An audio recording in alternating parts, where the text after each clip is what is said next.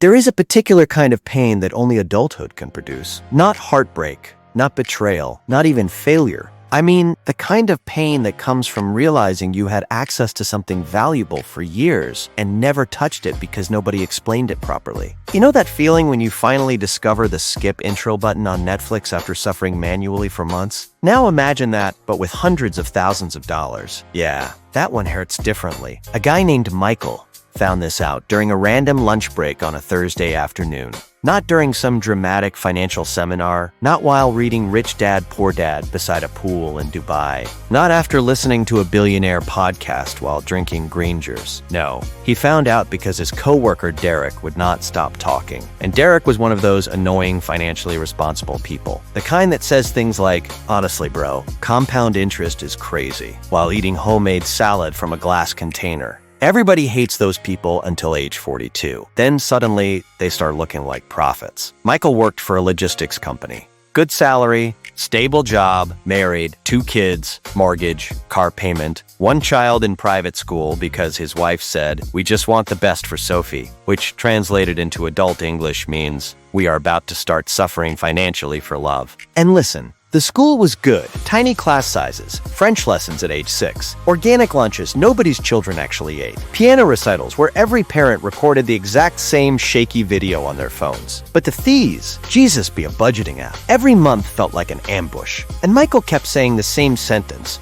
"Once things settle down financially, we'll start investing properly." But adulthood is funny. Things never settle down. The washing machine explodes. The car develops a mysterious sound. Your cousin suddenly has a wedding in another country. Your child decides they are now obsessed with a sport that somehow requires $12,000 of equipment. Life keeps invoicing you. So one Thursday, Derek casually asked, "Wait, are you at least getting the full company match?" Michael blinked. "The what?" Silence. Derek nearly dropped his fork. And this is how some of the most important financial conversations happen in real life. Not in boardrooms. In cafeterias beside microwaved rice. Michael had been working there for 9 years. 9 years. Their employer matched retirement contributions up to 6% of salary. Michael was contributing 2%. 2%. That meant every single month, he was literally leaving free money untouched, like walking past cash on the pavement because nobody told you it was yours. They pulled up the calculator. Michael earned $70,000 annually. The company would have matched up to $4,200 yearly.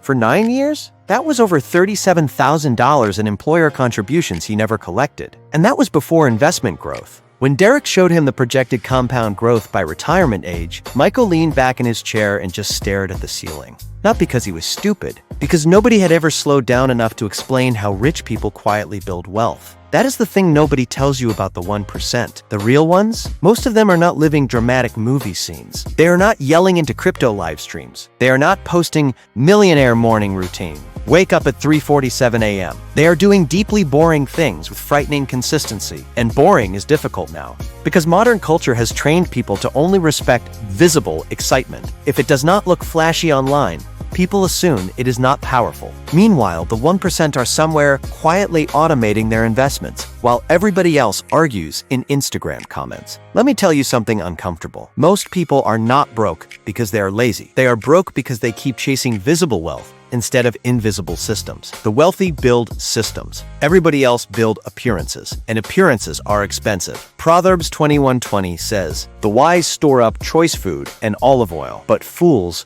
gulp theirs down." That verse is so savage when you really sit with it, because scripture is basically describing 2 types of people. One person thinks long-term, the other consumes everything immediately. One stores, one gulps, one plans, one reacts, one builds future stability quietly. The other keeps saying, "You only live once," before financing another thing they cannot actually afford. The Hebrew word for store up is owtsar. It means treasury, reserve, storage, not accidental leftovers. Intentional preservation. That changes the whole verse, because wisdom is not merely earning money. Wisdom is keeping and multiplying what arrives. Anybody can receive money. Wisdom determines whether it survives your lifestyle. And woo! Lifestyle inflation has destroyed more people than poverty ever did. You know what happens to many people after a salary increase? Nothing improves. The suffering simply upgrades. That is why someone earning $30,000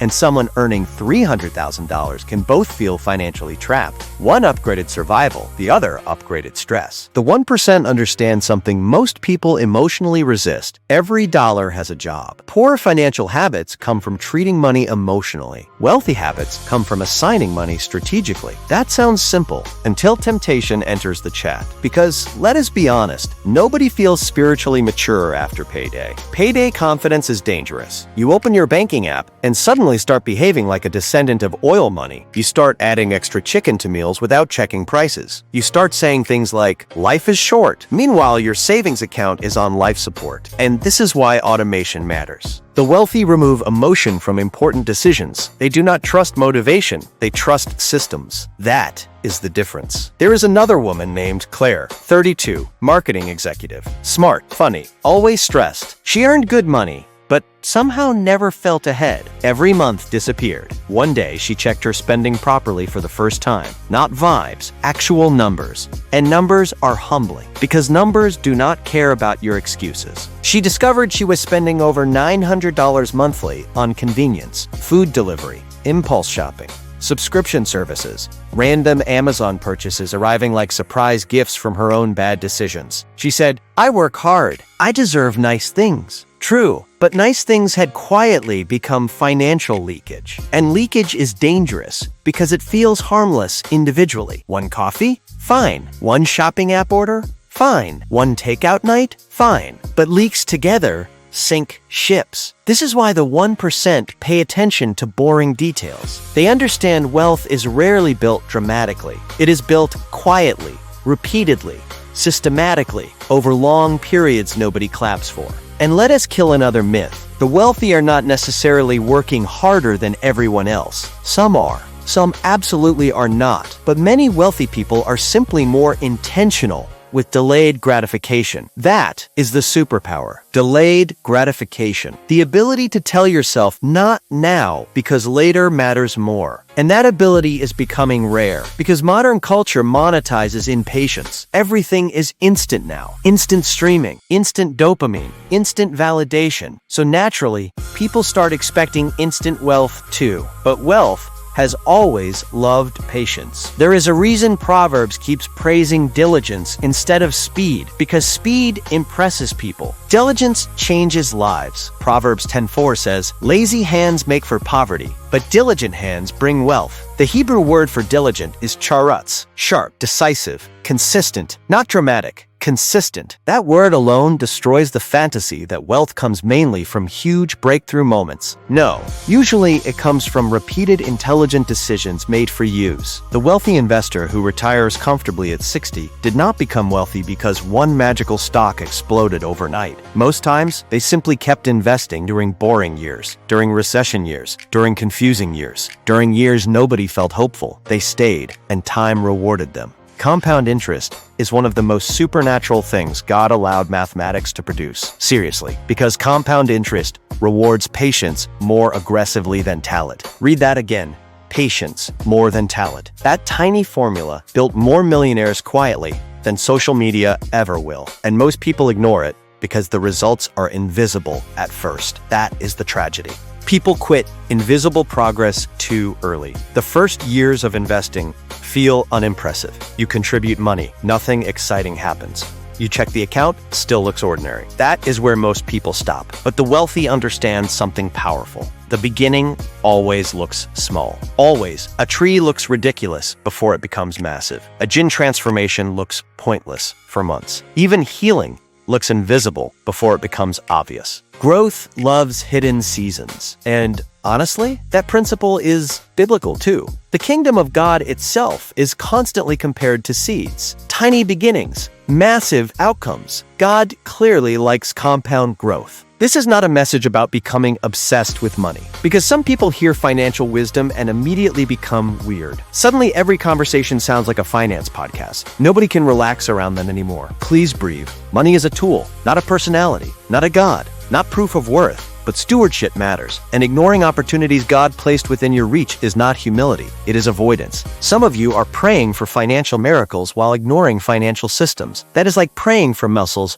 while refusing to exercise. Prayer matters deeply, but stewardship matters too. Noah still had to build the ark. Joseph still had to store grain. The wise virgins still had to carry oil. Preparation is spiritual too. And can we talk about fear for a second? Because fear keeps many people financially frozen, especially people who grew up around instability. When you grow up watching money disappear constantly, survival mode becomes your financial language. So investing feels terrifying because your brain says, what if I need this money tomorrow? That fear is real, very real, but staying financially stagnant forever will not heal it. Education helps, small steps help, systems help, and healing your relationship with money matters more than pretending fear does not exist. Michael eventually increased his retirement contribution, 6%, full company match, automatic investing. Nothing glamorous happened immediately. No fireworks, no millionaire montage music. But 3 years later, he had more savings than he had managed to build in the previous decade. Not because he suddenly became a genius, because systems beat motivation every time.